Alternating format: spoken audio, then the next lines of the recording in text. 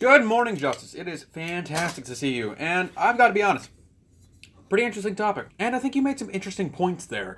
When it comes to ancient versus modern warfare, especially if you're looking back in ancient warfare, studying it from a perspective maybe scholastic, thinking about the Crusades of Caesar or of Shaka or anyone, really, we don't tend to think about the actual visceral nature of what they're going through. We just know it's a thing.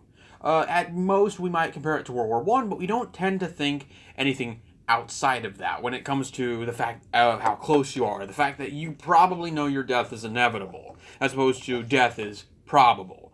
Where you also have a bunch of issues like field injuries, right?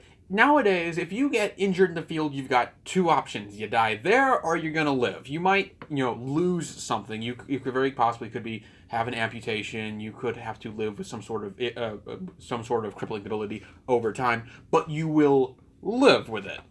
Back then, they're missing modern medicine. You're missing people caring in general to bring people off the field. Very few times in ancient or Roman history, or just ancient history in general, will you find people who were injured in warfare and then got out of it without still fighting. I mean, sure, Hannibal lost an eye, but that's not super horrifying. You can get around with a lost eye. There's very few, if any, people who tend to come out of these ancient warfares, before the campaigns of Caesar or a few hundred years after that, where you would have had lost a leg and been able to recover from it. I mean, first off, prosthetics were barely even a thing. You had maybe some wooden ramification, but you were kind of screwed from there on. And it's not like we had a VA, which, mind you, has problems, but does exist. Back then, it's not like you had different medical cares and medical systems to be able to take care of these issues. You either knew a craftsman who could help you, make whatever supplies you needed, or you were probably screwed, or you were rich. You have three options: know someone, be rich, or die. So I think the point that you did miss, but I still agree with you. I still agree that ancient warfare is worse than modern warfare, personally, for us. What I think you missed is the fact that the recovery from warfare. You did good in-depth on the PTSD, the psychology of it, but I think it's important to mention the physical ramifications that you will endure too.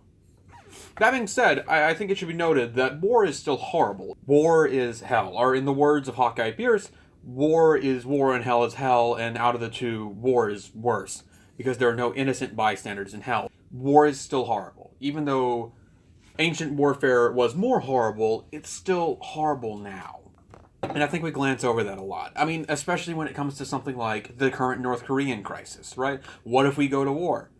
There's so many more issues than, is my house gonna get nuked? I think John Oliver put it best in his show when he said, "We filmed this show on 57th Street. If you told me that the blast radius stops at 56th Street, I'd think, well, I hope nothing happens, but we've still got time before things get serious."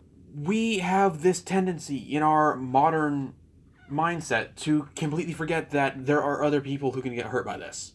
If we went to war with North Korea tomorrow, the issue that we have is not the fact that we're going to lose Seattle or something. It's the fact that Guam will get hit. Those are Americans over there. Or even worse, even though they're not Americans, they're still our allies. South Korea and Japan are right in direct fire. Not from nukes. Freaking Seoul, a city of more than 2 million people. I'm saying the wrong number. The number will be in the tab. A city that is massive. Absolutely massive. The urban center of South Korea is less than 70 miles from the border. That's artillery range, right? You can't shoot down artillery. You can barely shoot down nukes. So the question that happens is, if we go to war, isn't, am I going to be affected? It's our human lives going to be affected. And I think we tend to forget that, right? And even if we do just suddenly wipe into North Korea, what if we just, dropped a nuke on Pyongyang? Boom, surprise. Well, because Pyongyang's not just military officials. It's not just the Un family, and it's not just the central government of North Korea. There are human beings living there. There's a lot of human beings living there due to mainly project housing. But And these human beings, however bad a situation they may be in, they're not dead, and to make them dead is going to be a worse outcome for anyone. Anyway, I know I just tangented there from our actual discussion, whether it's modern versus ancient warfare, which I still agree with you. Ancient warfare sucks, but I think it's important to remember that modern warfare sucks too.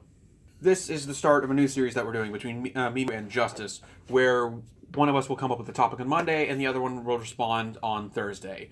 And I would definitely like to see you guys, your guys' feedback in the future, and I'd love to see if you guys can submit some topics, or better yet, submit submit your own responses to our videos. I would love to see other people's thoughts, and that's exactly why we're doing this show. If you enjoy our content so far, please consider subscribing, which is over here somewhere. And if you would like to see more of our content to kind of get the idea of what this channel's about, it'll also be over here somewhere. Or down here. I haven't really worked out that outlay yet. For anyone asking, this is tea.